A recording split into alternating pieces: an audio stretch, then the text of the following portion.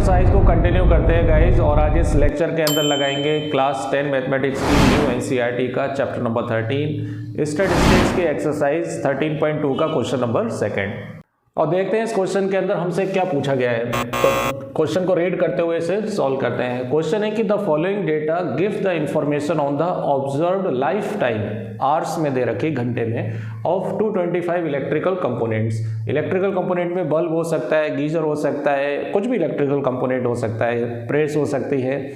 तो इसमें life time जो दे रखा है अपने को क्लास इंटरवल दे रखा है, कितने से कितना है, 20-20 का गैप है। तो 0 से 20 to 40, 40 to 60, 60 to 80, 80 to 100, right, और 100 to 120।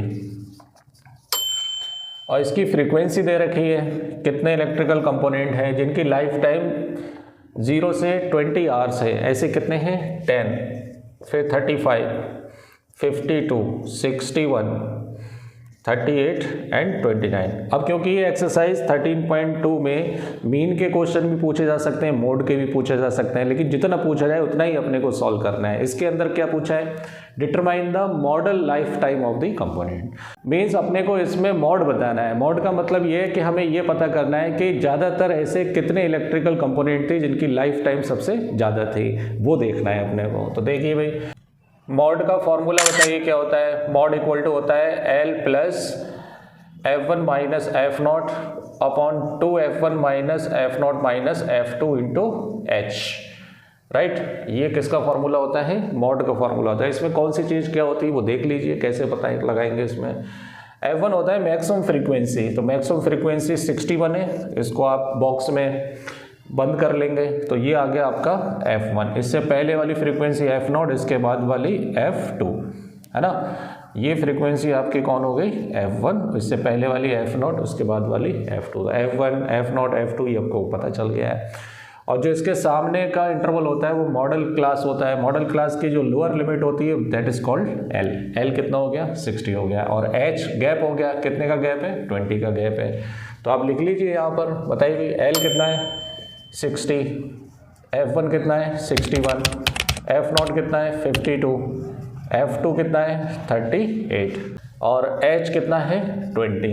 बस वैल्यू पुट कर देना है, आंसर आ जाएगा। वैल्यू पुट कर देंगे, L की वैल्यू कितनी है, 60, और F1 कितना है, 61, और F0 कितना है, 52 अपॉन 2 इंटू 61। F1 की वैल्यू 61 है ना, और F0 कितना है, 52, F2 कितना है, F2 है 38, और कितने का गैप है, 20 का गैप है ना। सॉल्व कर लेंगे इसे, देखिए कितना आएगा, 60 प्लस ये कितना बचेगा, 8 और 9, है ना। तो 9 अपॉन ये हो गया 2, 122, 2 1 जा 2, 6 2 जा 12। ये माइनस के ऐड कर दो, 5 और 3 8, 80 और ये 90 हो जाएगा। इंटू कितना हो गया, 20, ये बाहर है ना 20 ब्रैकेट के, तो ये हो गया 60 प्लस, तो 9 2 जा 18, 9 2 जा 18, तो ये 180 हो गया।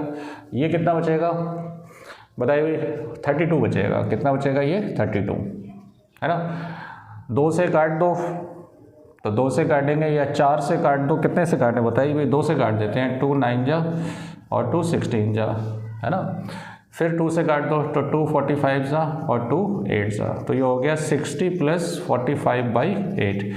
45 को 8 से डिवाइड करिए तो 8 पंजे 40, और कितना बचेगा, 5 पॉइंट लगाएंगे 0, 8 6 48, 2 बचेंगे, है ना, 8 दूनी 16 और 8 पंजे 40। तो ये हो जाएगा 60 प्लस 5.625, इसे ऐड कर दीजिए तो 65.625, है ना।